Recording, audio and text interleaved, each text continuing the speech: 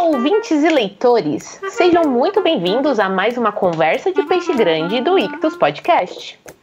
No programa Conversa de Peixe Grande, a gente conversa, claro, com o peixe grande, mas de um jeito muito descontraído sobre vários assuntos. E como sempre, a gente termina falando do que a gente mais gosta no mundo, né? Que são livros. Eu sou a Carol Simão, @somentecarol lá no Twitter, e eu tô aqui mais uma vez com o meu amigo Thiago André Monteiro, vulgo Tan. Olá, tudo bem, pessoal? Eu sou o Tan, vulgo Tan no Twitter, sigam lá. E a gente tá muito feliz porque a gente conseguiu enredar aqui mais um peixe grande, muito legal. Eu vou deixar a Carol falar o nome dele porque é meio dificinho. Tá certo. Então, hoje nós vamos ter o prazer de conversar com o teólogo, professor, youtuber, podcaster Paulo Wong. Me perdoe se eu não pronunciei o sobrenome correto. Mas além da gente bater esse papo com ele, que vai nos indicar alguns livros, a gente vai conversar um pouquinho sobre, talvez, os vídeos que ele publica no YouTube, que eu tô apaixonada por cada um deles. E se você não acompanha, tá na hora de você acompanhar. Eu vi que ele tá com um projeto de grego agora, né, Paulo? Pois é, cara. Então vai ser a chance de você divulgar bem. A gente, às vezes, acha que é um negócio super específico, mas perde a noção de quanta gente tem vontade de... Eu não sei se você já tem essa noção, mas eu acho que você vai se surpreender bastante com o público que vai embarcar nessa. Sempre tem nerd, né, disponível na parada. Deve ter um monte de gente que entra e fala, mas por que você tá aprendendo isso? Ah, por que não? Acho que vai ser só essa a resposta, né? Pois é.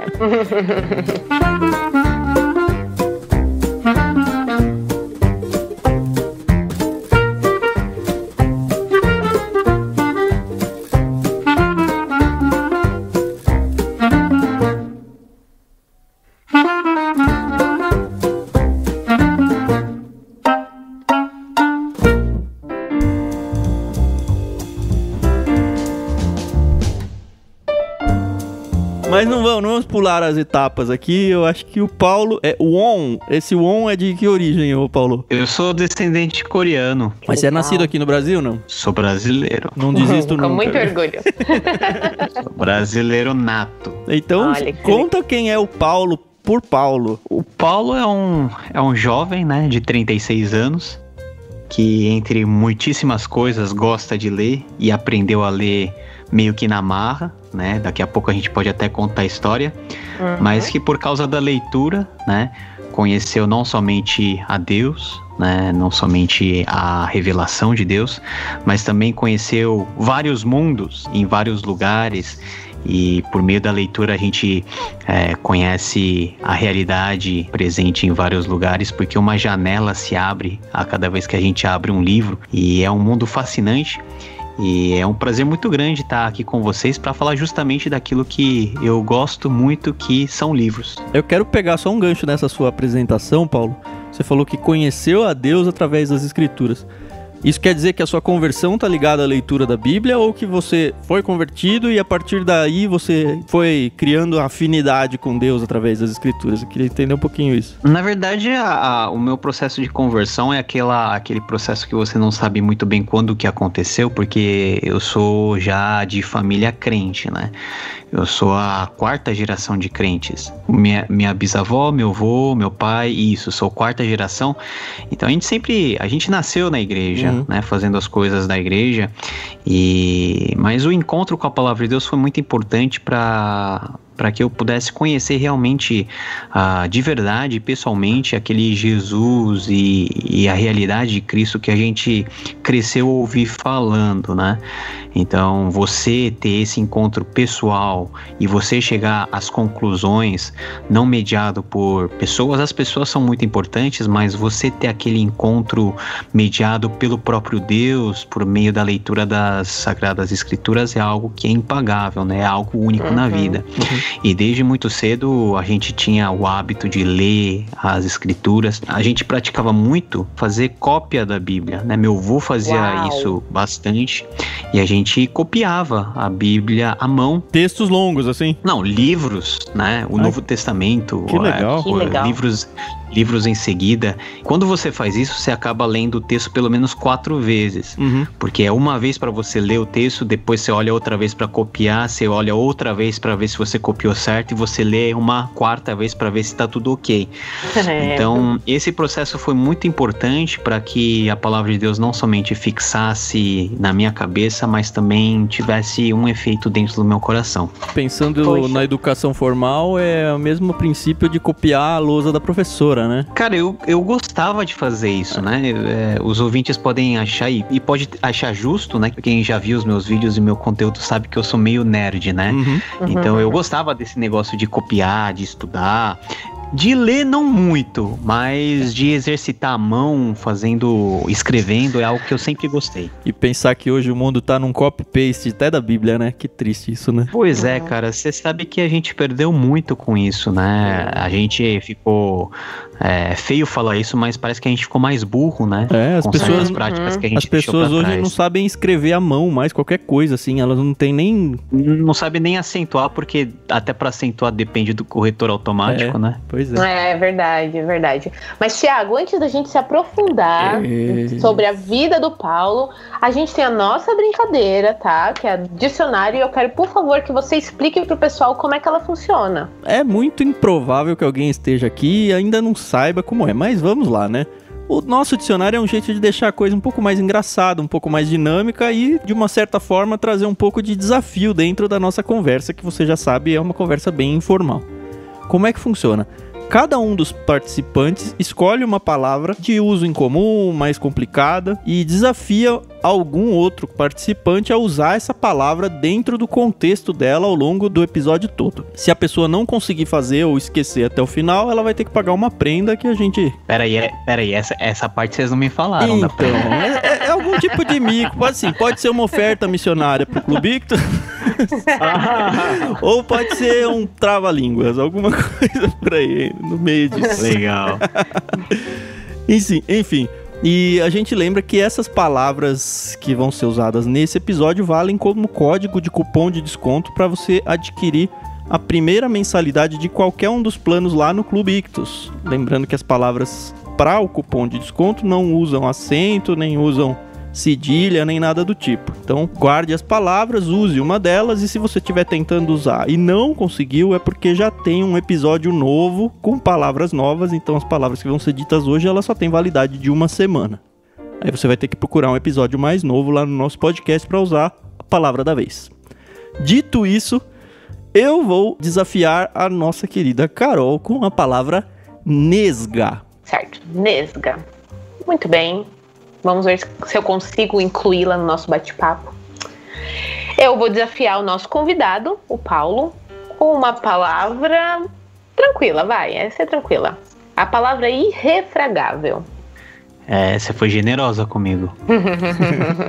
E eu vou desafiar o Tan com uma palavrinha que talvez você nunca tenha escutado e que vai ser até meio feio falar. Será que eu falo? Vai ser enxúndia. Enxúndia. É uma palavra nova mesmo, eu nunca tinha ouvido falar. Espero que os haters não me odeiem depois de usar ela, né? Eu não me responsabilizo pelo uso que eu vou dar pra ela, ok? Enxúndia. Então, Paulo, você já falou aí que copiava a Bíblia. Isso era uma prática que seu avô passou pra vocês? Como que era? Isso, meu avô ele fazia isso, né? Ele copiou a Bíblia, eu acho que umas 4 vezes. E ele fazia aquela caligrafia bonita e todos os cadernos que ele usava para copiar, ele armazenava bem. Até hoje a gente tem esses cadernos que ele fez aí, o trabalho manuscrito. E eu tinha lá meus 9, 8 anos, eu ficava lá sempre do lado do meu avô, vendo o que ele estava fazendo, e eu também procurava meio que copiar, né? Porque eu achei aquilo legal que ele estava fazendo, comecei a copiar e tal. E eu devo ter escrito alguns livros, copiado alguns livros da Bíblia, os 4 evangelhos certamente, o Pentateuco também, e mais um ou outro. Então era um exercício aí bem legal, que tomava bastante tempo, né? Num tempo em que a gente não tinha celular para brincar, era um tempo muito diferente da realidade de hoje, né? Quase 30 anos atrás. Então foi uma prática aí que me ajudou bastante a gostar das letras, né? Gostar da parte mais literária das coisas. Por conta disso, você chegou a decorar longos trechos da Bíblia, assim? Você tem isso ainda em memória? Eu memorizava mais, mas eu tenho alguns salmos memorizados na cabeça, né? Algumas partes de Paulo você consegue não memorizar, mas você sabe o fluxo que o apóstolo vai tomar dentro do seu texto, algumas narrativas dos evangelhos, mas eu sabia bem mais e memorizava bem mais antigamente do que hoje eu faço. Hoje praticamente eu não tenho nem a necessidade de memorizar, né? Porque tá tudo ao alcance da palma das nossas mãos, todas as coisas, então é uma parte meio que triste, né? Porque não dizer que é triste, porque a gente perdeu essa habilidade. Né? Mas assim, a sua família, você considera que era uma família leitora? Se tem alguma coisa que os orientais, eles praticam muito, é a leitura de qualquer coisa, principalmente de romances, né? Eu sempre via meus pais lendo, né? Meu pai, ele lia bastante romances, assim, bem básicos, sabe? Tipo Sidney Sheldon, sabe? As historinhas, né? E eu comecei a ler, né, e criar o prazer pela leitura lendo os livros que o meu pai lia. Né? Então aquelas historinhas, sabe, bem água com açúcar, né, do Sidney Sheldon e tal, aí você vai lendo, você vai gostando narrativa, você vai lendo mais outro, e eu não gostava de ler, e foi meio que um ato forçado que os meus pais me obrigaram, porque eles viram que eu tinha dificuldade no estudo, na compreensão, então eles meio que me obrigaram a ler, e calhou que ao ler eu descobri que a leitura era um prazer muito grande. Que idade isso, mais ou menos? Isso eu tinha lá uns 9, 10 anos, por aí. Mas é o que eu falo, muitas pessoas perguntam pra mim se o prazer da leitura é algo que nasce com a gente, né? Eu acho que dificilmente nasce com a gente, é algo que nem vinho, sabe? Ninguém aprecia vinho de cara, vinho é ruim, mas quanto mais bom, né? Você vai apreciando, você vai aprendendo a apreciar aquilo lá. Então a leitura também é a mesma coisa, no começo você tem que se esforçar, no começo você tem que, sabe, puxar o seu limite lá pra frente, mas quando você toma o gosto, é algo que você nunca mais para de fazer. E fica muito mais criterioso na seleção daquilo que você vai lendo, né? Livros que marcaram a minha vida no começo da minha vida como leitor, às vezes eu tenho até meio que um receiozinho de voltar pra ele hoje, pra alguns, né, pelo menos, e falar, putz, isso aqui foi um livro que me marcou, sabe? Não sei se é muita bobagem ou não. É uma curva de aprendizado e é um processo de amadurecimento, né? A leitura também é um processo aí de crescimento. E em que momento o Paulo decidiu que deveria estudar, assim, as escrituras de uma forma mais profunda? Não foi fácil, tá? Porque eu sempre quis ser pastor e estudar teologia, mas algumas circunstâncias particulares da família me impediram de fazer isso. Isso desde pequeno você já tinha na cabeça, então? Desde pequeno. Eu era meio doido, sabe? Eu ainda sou um pouquinho, mas meio que excepcional nessa parte. Excepcional no sentido de ser a minoria. Como eu não pude estudar isso de cara ao entrar na faculdade e ao sair do ensino médio, eu fui fazer aquilo que eu gostava, a minha segunda opção, que era estudar relações internacionais, algo voltado para política, sabe, para diplomacia, muita leitura densa, teoria política. Eu gostava muito dessas coisas. E eu estudei relações internacionais, me formei, trabalhei em diversas áreas, inclusive áreas relacionadas à própria área de relações internacionais, né, como estágio em congressos que foram feitos a nível das Nações Unidas. Eu também depois me especializei no mercado financeiro e acabei trabalhando durante cerca de 10 anos como bancário, né? Que legal. É o que a gente chama de Faria Limer, né? Eu conheci bastante. Eu sou formado em matemática aplicada e trabalhei 11 anos no mercado financeiro também. Eu não cheguei a trabalhar na Faria Lima, mas a gente tinha clientes por ali. Quem sabe eu não tenha te conhecido ali. Já trabalhei na Faria Lima, já andou de patinete, não? Na minha época não podia. Não tinha essa. Eu frequentava esses ambientes, trabalhei em um grande banco, né? O segundo maior banco privado do Brasil, na área de atacado. Então, a minha vida foi dando meio que umas reviravoltas, sabe? Mas chegou um ponto em que, depois de casar, depois de você colocar um pouquinho a cabeça no lugar, a minha vocação começou a voltar, e aí que eu decidi ir pro seminário.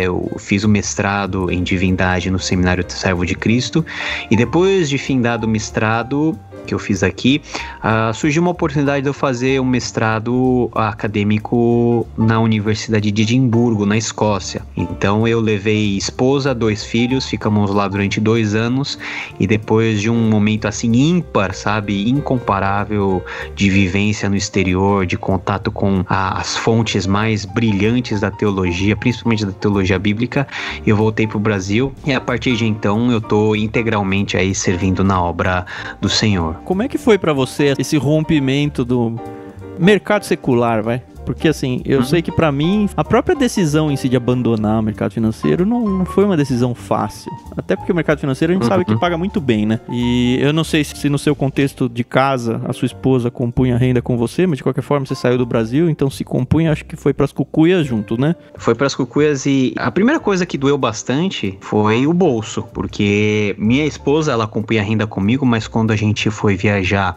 e estudar fora na Escócia, a gente literalmente raspou todas as economias que a gente construiu ao longo de alguns anos de casamento. E quando você trabalha no mercado financeiro, você tem essa possibilidade de juntar um bom dinheiro em um curto espaço de tempo. Então, a gente juntou tudo isso e foi estudar. Mas vocês já foram juntando com esse plano, não? Ou isso aí surgiu e foi aquele negócio de vou convencer minha esposa? Esse plano foi amadurecendo. A minha esposa já tinha uma vivência no exterior, ela já morou fora, então minha esposa foi fácil convencê-la. A gente é meio de aventura, sabe? Então a gente meio que, vamos lá, né? Vamos lá e seja o que Deus quiser.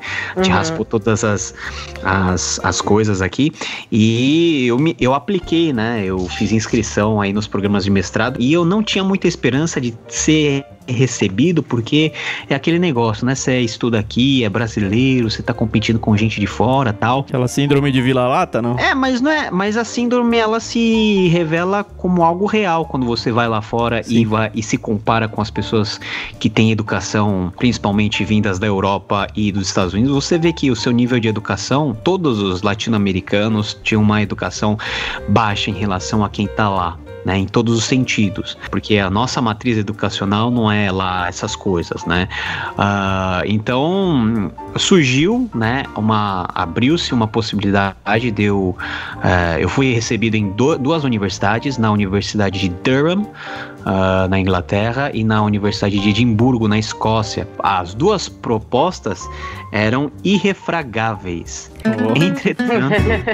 Entretanto, eu fui para a Escócia, porque lá estava um amigo muito querido que estava fazendo doutorado lá, que é o Dr. Bernardo Shaw. Acabei ficando com ele, morei na casa dele uns 40 dias, né, até eu procurar a casa, enfim, uma história muito louca, muito legal. Você foi sozinho primeiro ou não?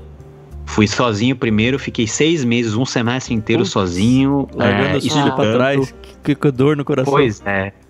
Pois é, foi assim, você olha pra trás e você pergunta como que eu fiz isso, né? Mas foi algo divinamente conduzido. Então, depois de um período sozinho lá, ralando de estudando de sol a sol, depois eu voltei pro Brasil e levei todo mundo, e a gente terminou a nossa etapa de estudo lá, e foi uma experiência muito rica. Você ter contato com as melhores bibliotecas do mundo, da Europa, você ter contato com literatura de ponta. Enfim, foi uma experiência muito boa, que a despeito de você ter saído com uma titulação, a experiência em si já valeu mais do que qualquer coisa que você tenha ganhado em termos aí de titulação acadêmica. Você já foi com planos de voltar, ou isso também foi amadurecendo o retorno? Eu fui com planos de voltar só depois de terminar o doutorado, né? Até que eu vendi tudo que eu tinha para ir para lá. Acontece que no meio do mestrado eu me inscrevi para o doutorado, passei em 2 universidades, né, as mesmas, né, Durham e Edimburgo, para fazer o doutorado, já tudo aprovado. Entretanto, faltou bolsa. Então, como as taxas são absurdas para aqueles que são estrangeiros, eu acabei voltando. Lógico que você volta meio frustrado, mas depois você entende que não era o tempo adequado. É o plano de Deus, né? Tem que fazer aqui, né? E você entende que é plano de Deus só depois de ter sofrido. Ô, Carol, Oi. Não dá a impressão que a gente tá conversando com alguém uns 60 anos, assim?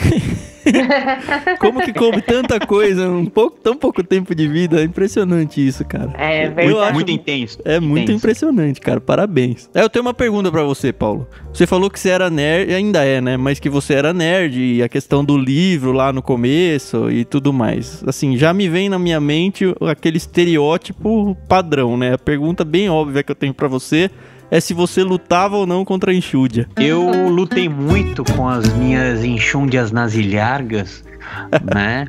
Mas essa quarentena tem sido, assim, falar que a quarentena tem sido bom, é meio ruim de falar, mas pra mim tem sido, eu saio com saldo positivo, porque foi nessa quarentena que eu tomei vergonha na cara, fechei a boca e perdi umas enxúndias que eu tinha acumulado. Assim, pelas fotos, né, que a gente vê na internet, não parece, viu? Não parece, não que você perdeu, não parece nem que você é. Ou era, não sei. Mas da barriga, né? Como na internet não sai a minha barriga. Então, pra você ter uma ideia, eu tinha comprado 2 ternos novinhos antes de ir pra Escócia, que me serviam muito bem. Antes de ir pra Escócia eu tava bem magrinho. Voltei da Escócia totalmente estourado. Então eu perdi 2 ternos em 2 anos, né? De estudo fora. E foi somente agora, depois de uns 3 anos e meio, que eu comprei aqueles ternos, que eu consegui agora entrar nele. Eu tenho terno que eu não consigo entrar até hoje. Eu ainda tenho meu terno do casamento. Não, então, como eu não tinha muito dinheiro, eu não tenho muito dinheiro, então é melhor sai mais barato eu perder peso e entrar no terno antigo do que comprar um outro, entendeu? Pelo menos esse é um saldo positivo que eu tenho desses tempos aí de reclusão.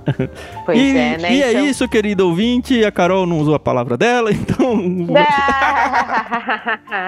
O pior é que você me cortou, eu ia usar agora. Então vai, faz aí sua graça. Não, eu só ia dizer que pra quem acha que não há luz no fim do túnel, ainda há uma nesga. Calma, gente, calma. É boa.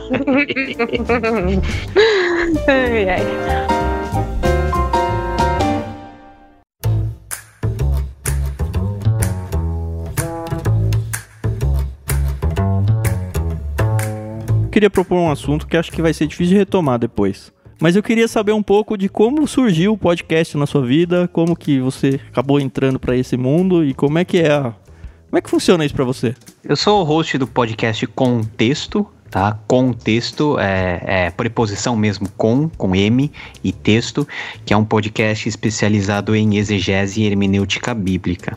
Então é um assunto bem específico. E tanto o podcast, um pouquinho antes o YouTube, há uns 4 anos atrás, eu não me imaginava fazendo isso. Porque eu sou uma pessoa extremamente tímida. Eu não tinha nem condição de pensar em me ver. Interessante que você se pensava como pastor, né? Que está à frente, fala para um público, aconselha, né? Pois é, mas falar na igreja é diferente de falar numa câmera e falar para uma audiência que você não sabe quem é, né? Então é algo muito pessoal. E essas coisas foram surgindo na minha vida como um anseio que eu tinha de contribuir de alguma forma que eu poderia fazer na minha linguagem, no meu jeito, para trazer um pouquinho de qualidade, um pouquinho para o conteúdo cristão, particularmente evangélico, que nós temos aí à disposição. Tem muita gente fazendo um bom trabalho, mas tem algumas coisas que eu já imprimi um jeito meu de fazer e as pessoas já se acostumaram. Então, eu comecei com o YouTube, né? YouTube, fazendo vídeos lá, explicando o texto bíblico. Os meus vídeos mais antigos é só sobre isso. Eu fazia vídeos assim, que a gente chamava texto em 10, né? Que eu explicava um texto em 10 minutos, abordando as partes mais exegéticas, línguas originais, essas coisas. Mas aí o conteúdo foi crescendo, né? E devagarzinho, o número de inscritos foi aumentando, aí as pessoas foram conhecendo o meu trabalho. Ano passado eu conheci o Bibo, aqui em Cuiabá. A gente convidou ele para pregar na nossa igreja, fazer um congresso, e aí a gente começou a conversar e tal, e ele me chamou para participar de um episódio, né, que é sobre a parábola das 10 virgens. Se o ouvinte procurar lá no BTcast, vai acessar esse conteúdo. Foi a minha primeira participação, e a partir de lá só as coisas, a gente foi participando demais, e eu tive a ideia de fazer um podcast. E eu fiz independentemente, usei o SoundCloud até o limite que dava, e eu mandei o link pro Bibo, falei, Bibo, eu também fiz um podcast aí, dá uma olhada, se qualquer coisa você me ajuda a divulgar. Aí ele me voltou falando, você não quer entrar no Bibotalk e tal, colocar o seu podcast aqui dentro e tal, a gente vai dar pra você toda a estrutura. E aí começou o podcast Contexto, que já tem 18 episódios gravados. Os episódios saem quinzenalmente, então já são 9 meses, já é uma gestação completa. Legal. Né?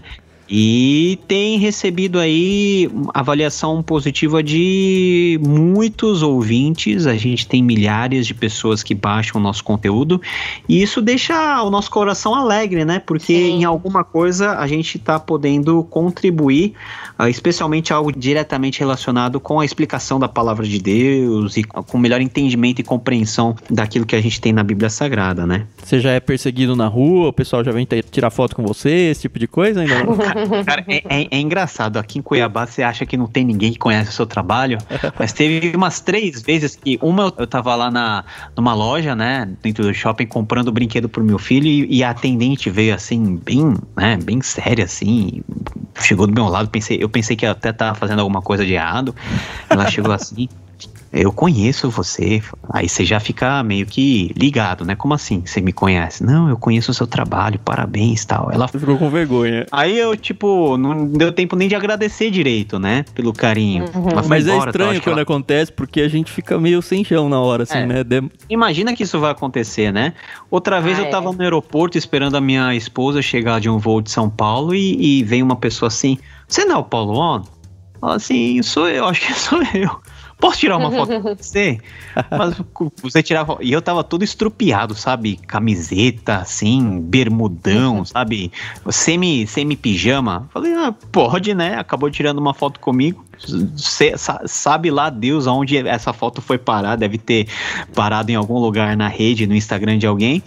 Mas às vezes isso acontece, tá? Com a gente aconteceu uma vez, uma pessoa tirar foto. Foi muito engraçado, porque assim, a gente tem a menor noção de que, principalmente a gente que é podcast, é só a voz que as pessoas veem a nossa cara, né? Aí veio, você que é o Tam, você que é a Carol, cara, se a minha esposa soubesse que vocês estavam aqui, cara, que estranho. A Carol ficou assim, vermelha que não. Nossa, fim de evento, a gente destruído, porque a gente montou livraria, então pegamos peso. Eu lembro que eu tava amamentando naquela época, então eu tava super cansada, e aí o cara chegou assim, super gentil. Nossa, pra mim foi uma surpresa, mas eu sou muito tímida, e aí ele falou, quero tirar foto com você. Eu falei, gente, comigo? Nunca pensei. Só pra vocês terem noção, fugindo um pouquinho do assunto, a gente grava lives na minha igreja e eu sou a tecladista. E vai no YouTube, essas coisas. E aí eu descobri que se eu ficar atrás de um pedestal ali, eu não apareço. Não acredito. E aí o pessoal, Carol, mas você não tá aparecendo. Eu falei, isso é friamente calculado. Exatamente, eu não preciso aparecer. O Paulinho e a Adri lá do Irmãos.com, eles têm uma história boa também. Eles que estavam de férias uma vez, estavam os dois no mar, acho que abraçados, se beijando, não sei o quê. Aí alguém, lá do raso, gritou, olá, pessoal! Cara, é muito bizarro, né? Agora sim, vamos falar de livro.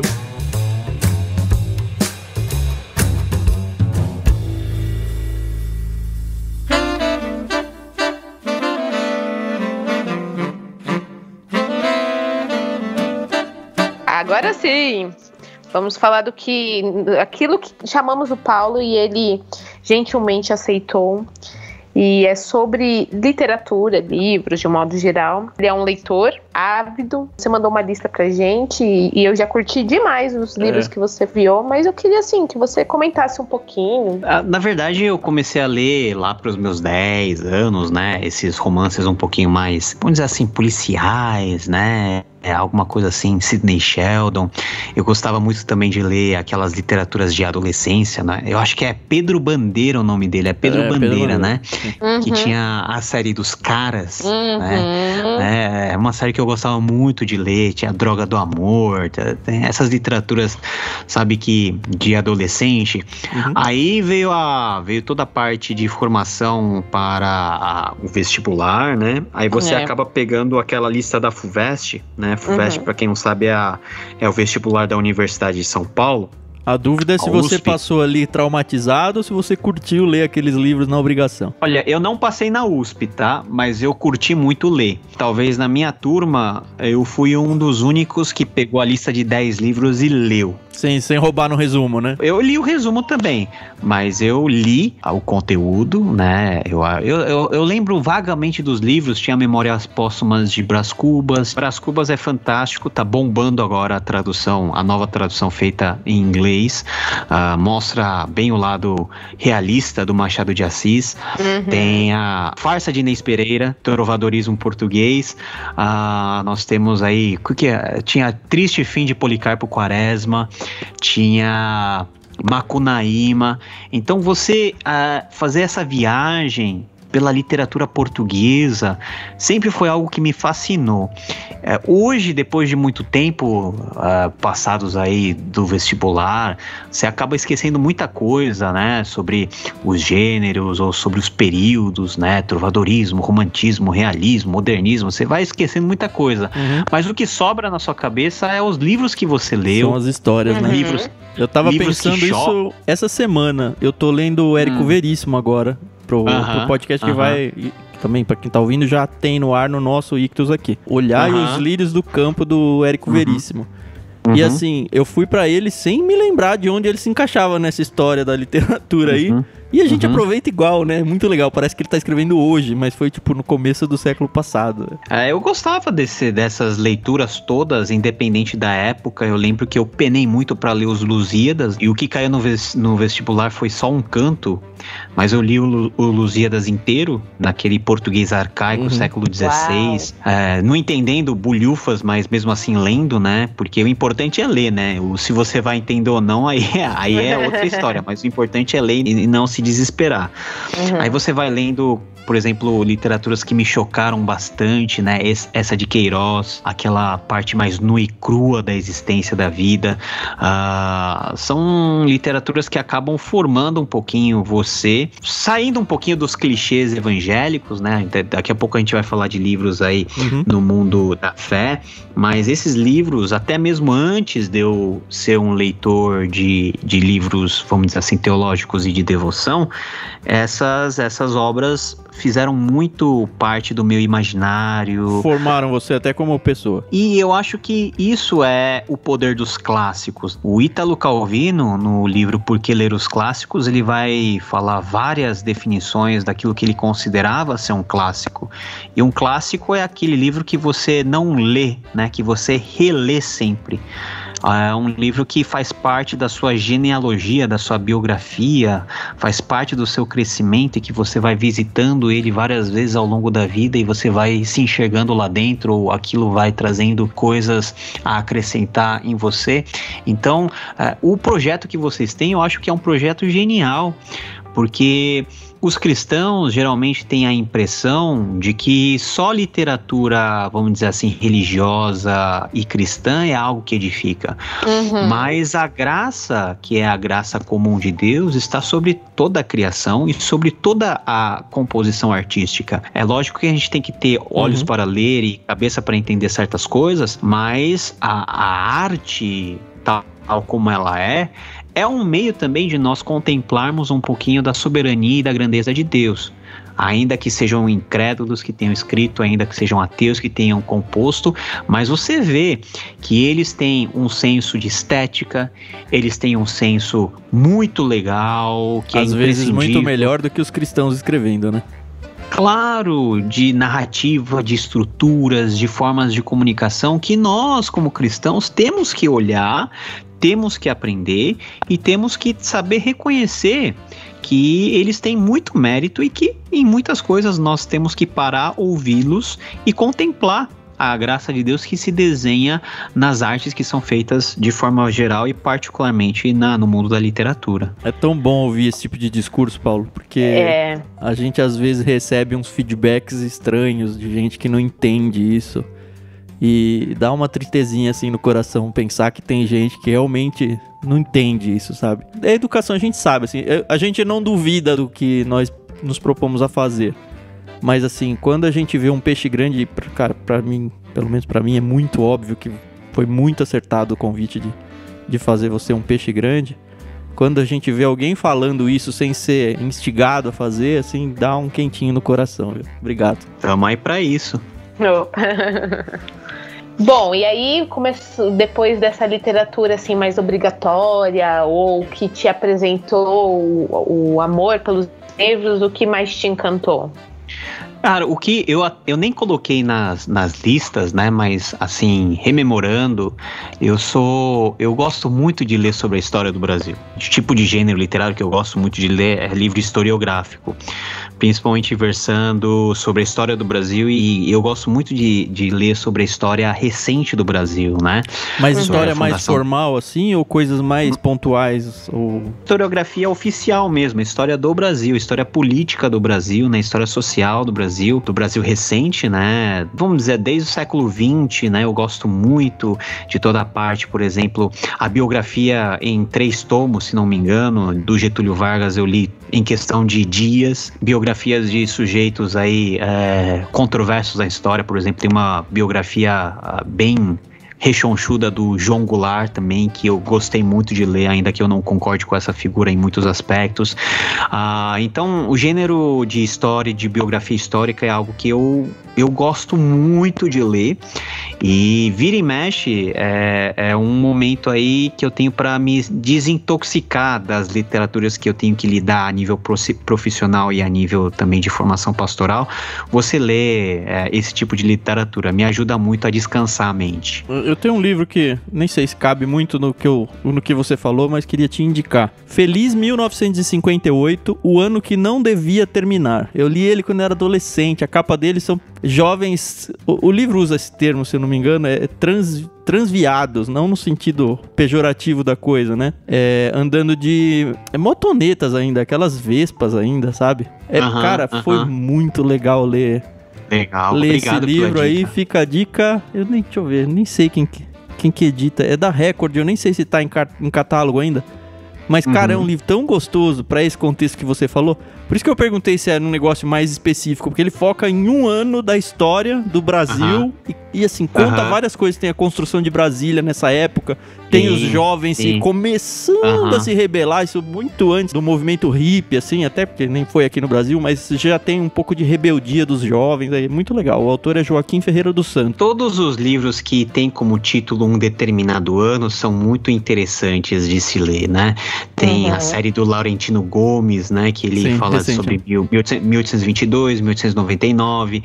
Tem um livro sobre a descoberta da América antes de Cristóvão Colombo, eu acho que é 1400 e alguma coisa, também não lembro, tá lá na minha sala, não tenho acesso agora, que também é legal.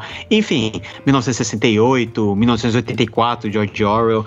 Enfim, são literaturas aí que são muito interessantes porque tratam de um ano específico, né, que pode ser um ano cronologicamente histórico ou um ano fictício. É difícil a gente ver assim uma pessoa interessada assim por história, né, do Brasil dessa forma, né? A gente, óbvio, sabe que tem os historiadores e tem quem goste, mas foi a primeira vez ou uma das primeiras vezes que surgiu assim a indicação tão específica de um livro sobre história do Brasil. A gente ainda não mandou biografia de ninguém, né, Carol? Quem Aliás, sabe, talvez do Jim Elliot, mais ou menos, né? Mais ou menos.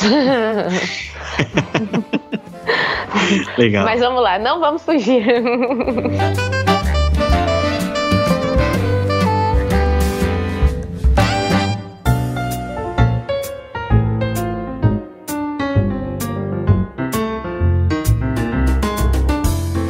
E aí, Paula, agora vamos entrar naquela lista lá que você me mandou.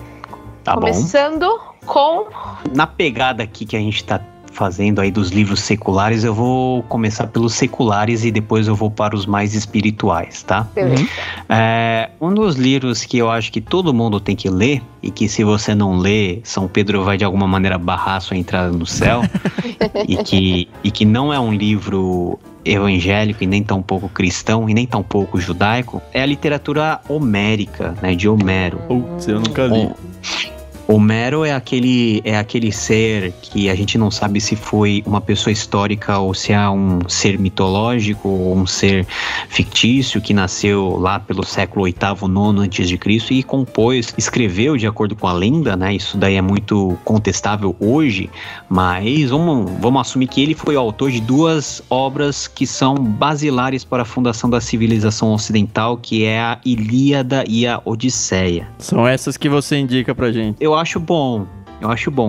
Assim, não são livros fáceis de ler, porque são cantos. A linguagem é uma linguagem poetizada, né?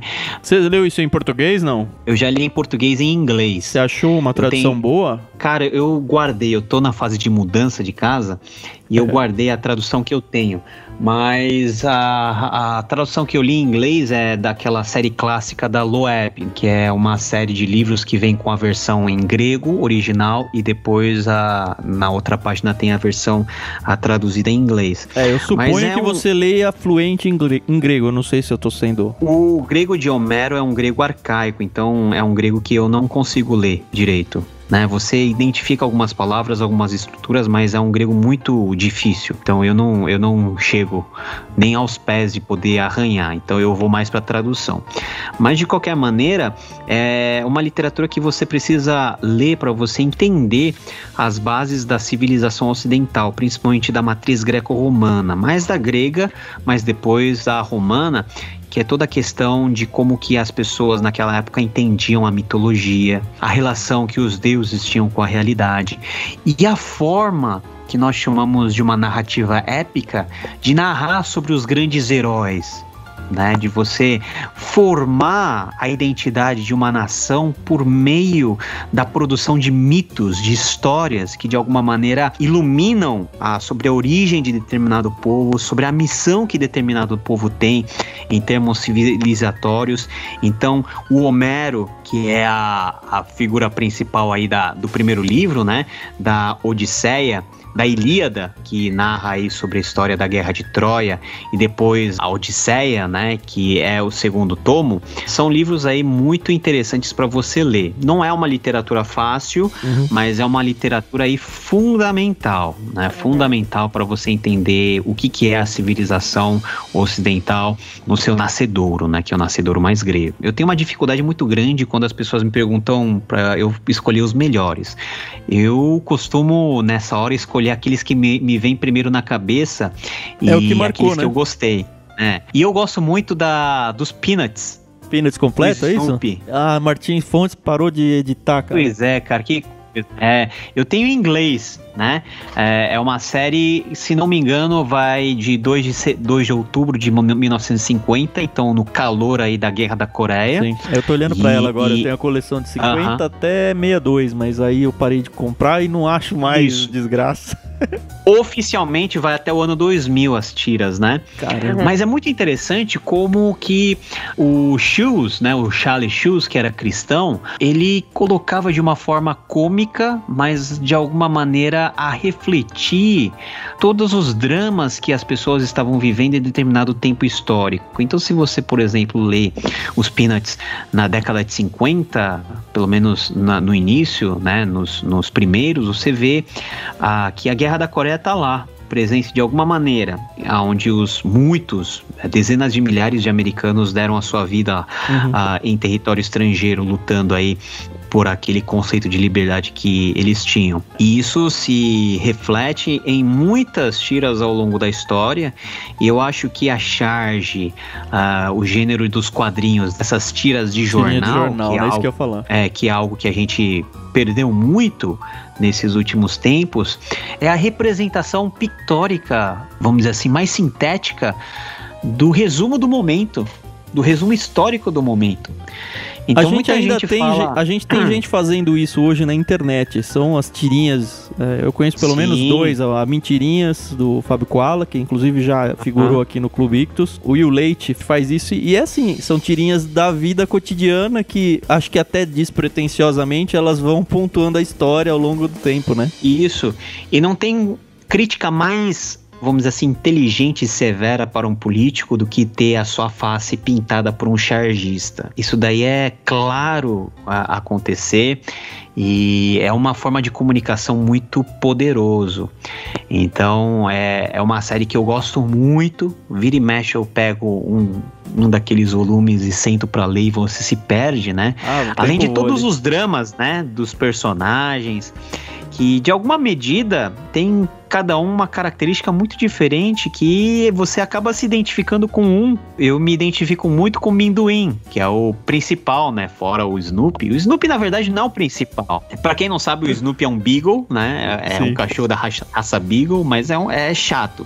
O Woodstock é mais legal que o Snoopy. Verdade. E o Charlie Brown, eu acho que o jeito mais introvertido dele, inseguro deles, eu me parece vejo muito com a gente, né? É impressionante. Você já leu alguma biografia do Schultz, não? Tem uma breve biografia, eu acho que nos primeiros volumes dessa série, mas biografia completa eu não li. Eu tô falando porque eu ganhei uma, é um tarugão do David Michaelis, não sei se eu tô falando sobre o nome certo, é Shoes e Peanuts, a biografia do criador do Snoopy. Eu ganhei de presente já faz um tempo, mas eu não avancei nela ainda. Mas eu nem sabia, aliás, eu acho que eu já sabia que o Schultz era cristão, mas não tinha me atentado tanto. Mas é um volume de quase 600 páginas. Olha só, leia, hein? Então, vou ler, tem quadrinhos no meio aqui. Só queria ver se você ia me indicar ela ou não. Não, porque eu não li. Fica a minha indicação pra você de um livro que eu ainda não li.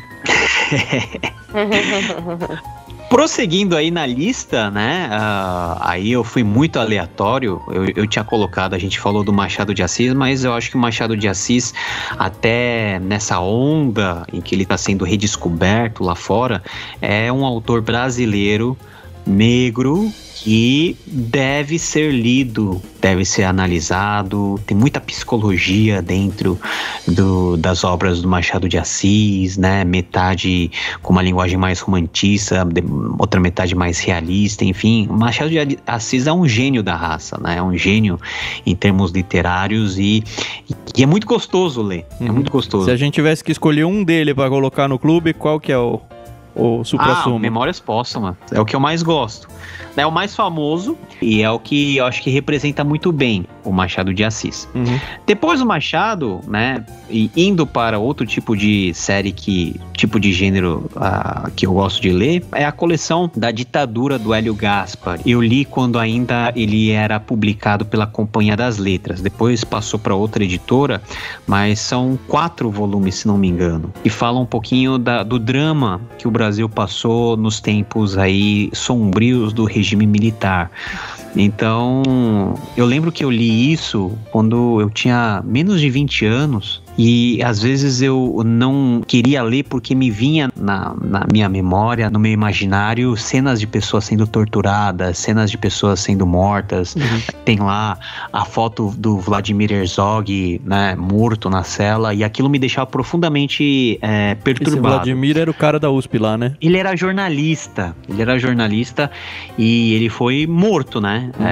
A versão oficial é que ele se enforcou, mas ele foi morto pelo regime e são imagens chocantes, sabe? Tem umas fotos lá que são fotos chocantes, fotos de atentados, então você fica meio que chocado pra ver. Depois você vai entendendo que o Brasil passou por um longo processo, aos trancos e barrancos, na subida e da descida da gangorra, em umas épocas mais autoritárias, outras épocas pendendo para um populismo burro, depois recrudescendo com o regime militar, depois numa abertura com o regime liberal que fracassou, toda aquela história que nós temos até hoje, mas eu acho que vai muito no sentido de iluminar a cabeça dos cristãos, de todos, de que a nossa história é rica e de que muita coisa que acontece hoje pode ser explicada por coisas que a gente pega do fluxo histórico, principalmente recente do nosso país, né? Muitas lacunas que nós temos hoje não são de hoje, vêm de lá de trás. É o famoso conheço o passado para entender o presente, né? É batata, isso não falha, porque a história da humanidade que dentro da cosmovisão cristã nós entendemos que é uma humanidade falha, ela sempre vai deixar lacunas, e sempre os erros de ontem, elas tendem a se repetir hoje. Agora, qual que é o grande segredo? É você conhecer os erros de ontem para não cometê-las novamente. E para você não cometê-las novamente, você tem que saber que aquilo que foi feito ontem é erro. E isso se você fica não muito sabe claro quando você estuda a história de Israel na Bíblia, né? Até porque é Deus falando, ó, aqui tá errado. Mas quando você olha a própria história, acho que é um pouco mais difícil de enxergar o todo. O sábio já dizia que não existe nada de novo debaixo do sol. Então as coisas vão se repetindo. E se não é a história nos ajudando a enxergar o que antes não funcionou e que não vai funcionar, a gente vai sempre bater com a cabeça no mesmo lugar. Essa do Hélio Gaspari, realmente tem. Eu já ouvi falar e tem gente que fala assim que é uma leitura obrigatória para todo brasileiro, né? Então a gente às vezes tenta fugir dessa realidade, né? Mas ela existiu, né? E é aquilo que você falou, né? Pra gente entender muita coisa hoje, a gente tem que buscar lá atrás. Então, essa aqui... E fora que a leitura é muito agradável. Assim, o conteúdo é pesado, né, em muitos instantes. Mas ela flui, é isso? Ela é muito fluida, você se sente no meio da história, no meio de um protesto, no meio do gabinete presidencial, no meio do Palácio das Laranjeiras, no meio do Rio de Janeiro efervescente daquela época. A dúvida é assim, é um leigo pegando esse livro, ele vai degustar com prazer, é isso? Assim, vai se dar bem com o livro ou não? Assim, depende do leigo, né? Se for um leigo que não tem a mínima noção histórica, talvez vai se embananar um pouquinho. Mas tudo é questão de aprender. Sim. O legal é que é uma coleção, né? Então... É uma coleção. Não é aquela linguagem acadêmica, é isso que eu tô querendo dizer. Não. Agora vamos pros top 3 aí, que eu considero aí, pelo menos, não tão a nível de eu considerar os melhores, mas aqueles que tiveram uma profunda influência na minha vida. Primeiro lugar, eu não poderia deixar de não falar dele, que é A Cruz de Cristo, do John Stott. É um clássico que foi publicado pela editora Vida aqui no Brasil. Para alguém que conheceu o movimento pentecostal, que viveu, né, a realidade carismática na sua igreja, que viveu certos modismos e que, embora conhecendo a Deus desde criança, meio que se perdeu no meio do caminho com essas coisas, você olhar para Cristo, para o sacrifício dele, e entender que o quão pecador você era e o quão necessário foi Jesus ter vindo para morrer por você, o valor e a importância da cruz de Cristo em termos de expiação, em termos de redenção, e como o Stott ele trabalha com isso, com uma riqueza de detalhes muito grande, abastecendo o leitor com muitas referências, tanto do Antigo e do Novo Testamento, e com uma linearidade muito boa, também construindo o argumento a cada página. O livro A Cruz de Cristo é aquele livro que, se você é crente, você tem que ler.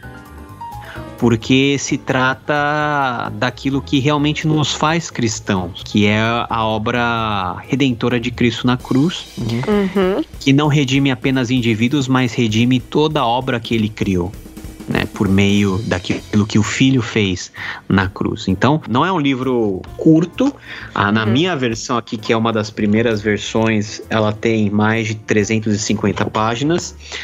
Ganhou o prêmio da ABEC em 92, né, aqui no contexto brasileiro. É um livro excelentíssimo, que se você é cristão, você tem que ler.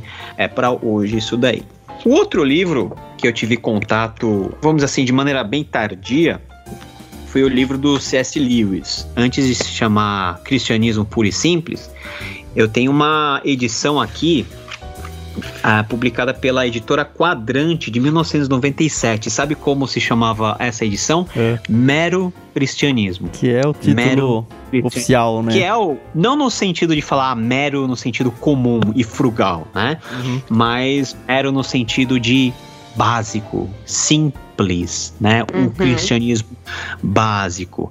Esse livro consiste basicamente nos programas de rádio que o C.S. Lewis ele fez na BBC, tentando dialogar com os seus ouvintes sobre a razoabilidade da fé cristã, e ele vai tratar de maneira muito simples de pontos fundamentais da vida cristã e que fazem sentido até hoje, né? E é por isso que ele é um clássico. Vai falar da natureza humana, vai falar da realidade da lei, vai falar sobre a questão do arrependimento, das virtudes que são centrais, da moral social, da moral da psicanálise, moral sexual, matrimônio, perdão, pecado, caridade, enfim, todos os pontos aí importantes do cristianismo. Eu tenho que confessar que é uma leitura boa de se fazer, que com certeza fez parte aí da formação minha aí como cristão.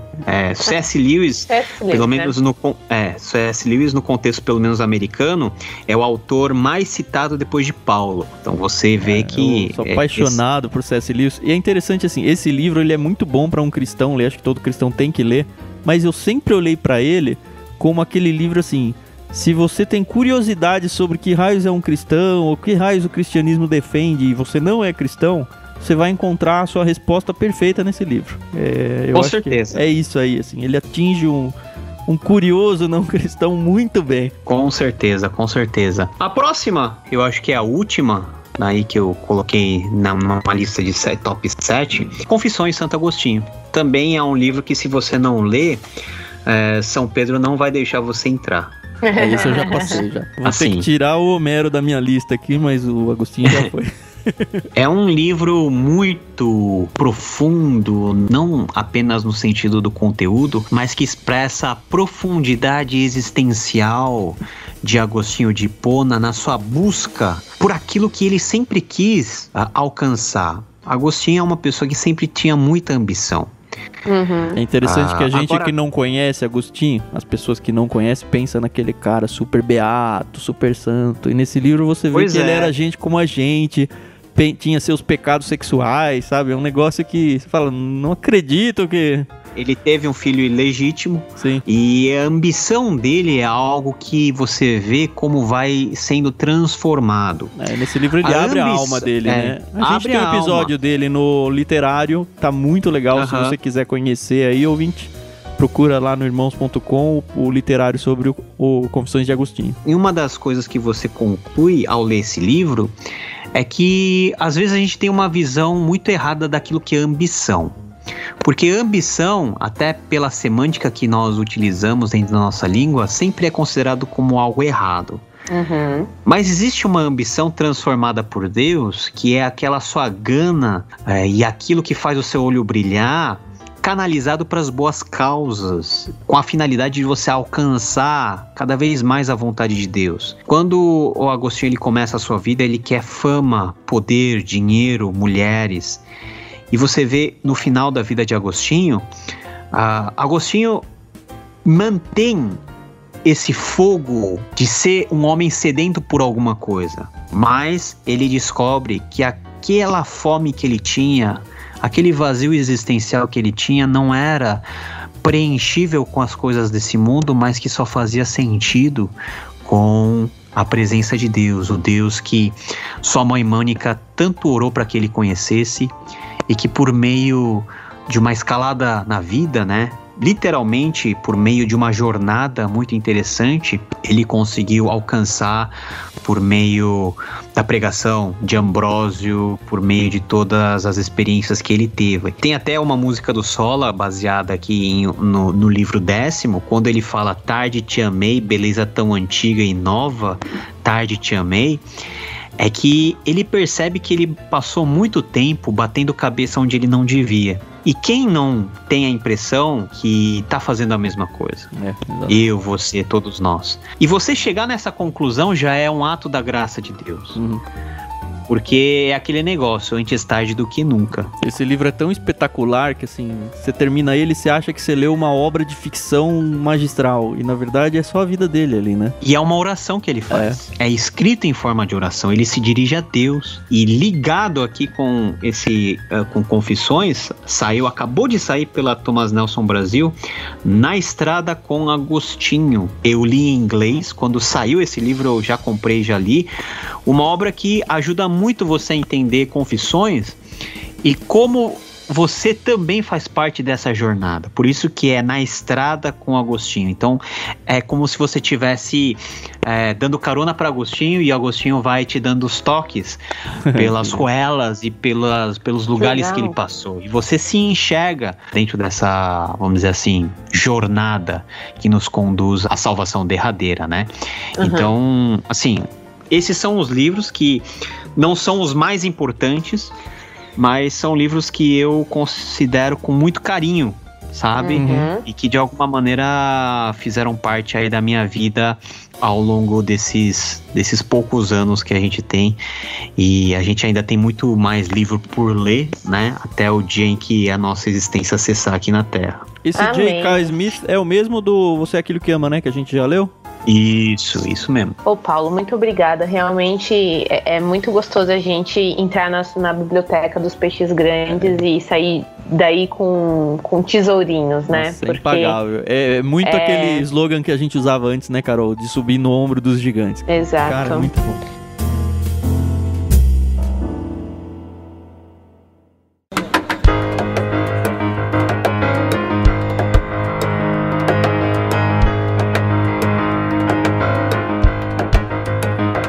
Chegando assim ao final da nossa entrevista e foi muito agradável bater o papo com você. E agora eu vou fazer é quase uma Marília Gabriela aqui de frente com o Paulo, sabe? Paulo por Paulo.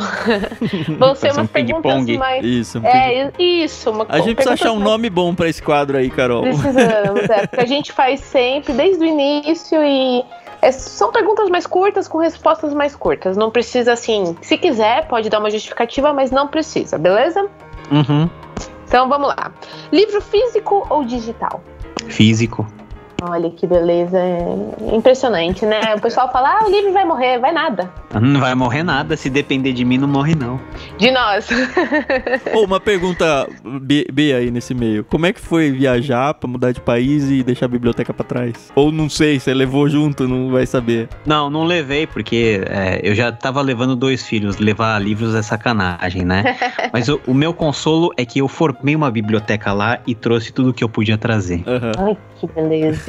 Olha, muito bom, muito bom.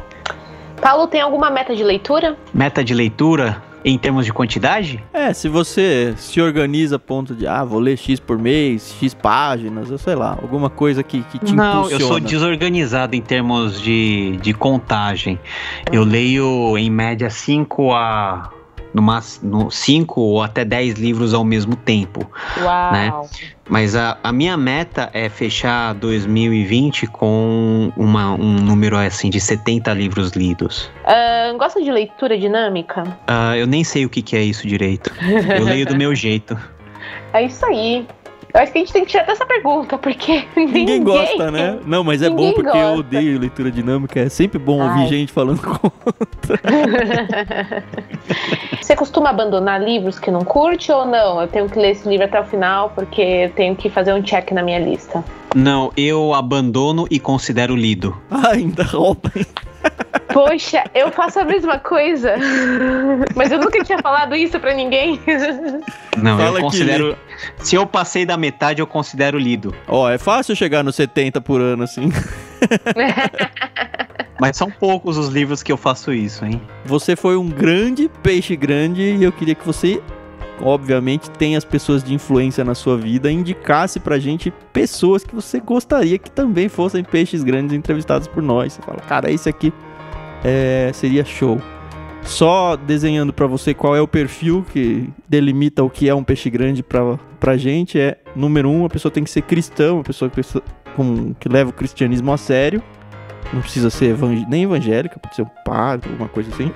mas um cristão sério e, obviamente, uma pessoa que gosta muito de ler. É só esses 2 pilares que a gente tem. Ah, cara, eu tenho tantas pessoas vai que gostam falando, de não ler. tem problema. Gente, que você falar isso aqui seria um excelente peixe grande. Até ajuda a gente a escolher pessoas e não ficar só sempre no mesmo nicho que a gente conhece, entendeu? Dentro do contexto aí da minha familiaridade, eu indico Bernardo Shaw, Victor Fontana, Caio Pérez, pessoas aí que são muito... Em inglês a gente diz que eles são sharp, né? Bem afiados naquilo que eles se propõem a fazer, e que pessoas que têm um conhecimento de literatura primária e secundária absurdo. Então, eu, diante dessas pessoas, eu sou peixe pequeno ainda, sou uma carpinha. Eles são tubarões de verdade. Legal. Poxa, legal.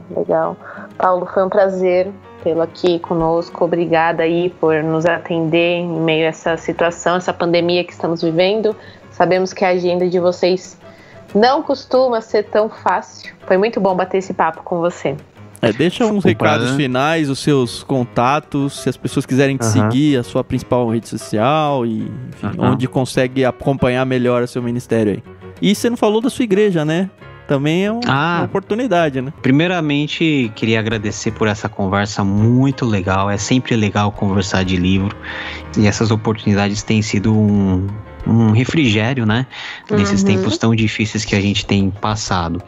Eu sou membro da Igreja Presbiteriana do Brasil, a IPB, que está aqui em Cuiabá, a Igreja Presbiteriana de Cuiabá, a primeira igreja do Mato Grosso, uma igreja que é centenária esse ano, e é a igreja mãe de muitas igrejas presbiterianas aqui na nossa cidade e também no nosso estado. Quem quiser conhecer um pouquinho do meu trabalho, é só ir lá no YouTube e digitar Paulo On, que você vai encontrar mais de 200 vídeos aí relacionados com muitas coisas. E eu queria fazer um jabá. Opa, vontade. Jabá, que é sempre bom fazer jabá.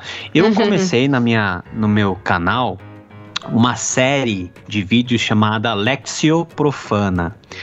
O que é a Lectio Profana? É o contrário de Lectio Divina. Ou seja, eu faço vídeos falando um pouquinho das minhas percepções sobre livros seculares, que eu acho importante o crente ler.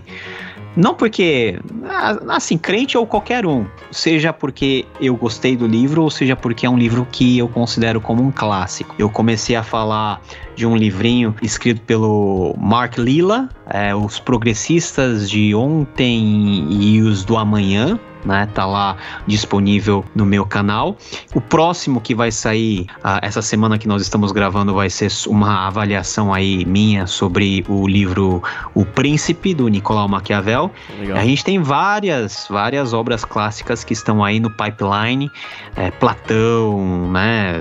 Gente bem humilde, sabe? Pra gente comentar um pouquinho. Pode me achar também no Twitter, WON, WON Paulo. Você me acha no Instagram.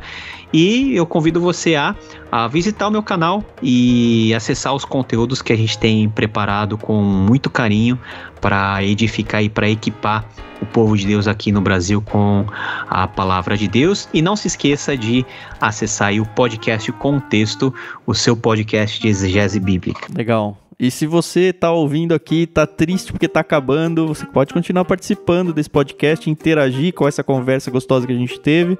Só usar no seu comentário o hashtag #IctusPodcast e pode acompanhar a gente nas principais plataformas de podcast. Nosso site também tem um playerzinho bem bacana lá, ictus.com.br. Ictus é ICHTHUS. E as nossas redes sociais, eu sou o Tan, @vulgotan no Twitter, @somentecarol no Twitter também. Se você usa o Telegram, nós temos lá um canal de distribuição onde a gente avisa todo mundo sobre as coisas do podcast. Você pode se inscrever através do t.me/ictuspodcast.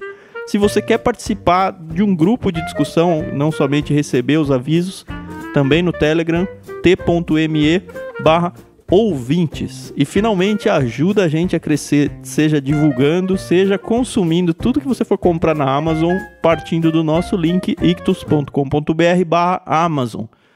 E obviamente dentro desse podcast, desse episódio aqui do Paulo On, todos os livros que a gente conseguir, a gente vai colocar links para você adquirir eles lá no post do episódio dentro de ictus.com.br. Muito obrigado, Paulo, foi muito legal. Espero que seu ministério, tanto dentro de sua igreja local, quanto na sua seu ministério online, nas redes, cresça muito e a gente junto consiga avançar cada vez mais e edificar cada vez mais vidas. E que você ainda dê muitos autógrafos. Amém, queridos. Foi um prazer estar com vocês. Obrigado. Valeu. Tchau, pessoal. Até mais.